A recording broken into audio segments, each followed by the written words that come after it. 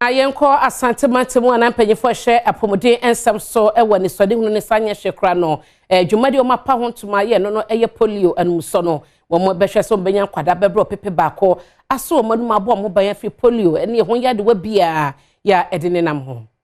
so ba Ghana memu a na nsentem na mpanimfo a wodam pomodin ano esanse wadi wani kotu awisie di yade na chinti okohunu yade mo wo ya wotade polio yi biba e wokofodua ewo apue mantemu ebeden de atimi break transmission bako de edimu akotene pa se yebawo enkra nyina mo endru 5 sa panie ya ye ka ho asem polio vaccine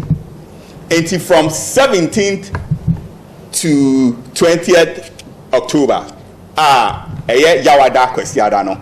yebeso sonkra nyinanum enam so amode atoti mamufo nyinanum se won tempomde adwumafo achi na wontimi nduru botaye ti se ho wo hwe animu se empomde adwumafo wonim de bewurawura ntwiana ahodo so akosuku to afie na afie mmia ahodo a otabo chenku sabaya obehwehwe nkwada wote sei na wabo wo ho ban afi polio emubu yade ho ohimi tawi amani boni firi kumase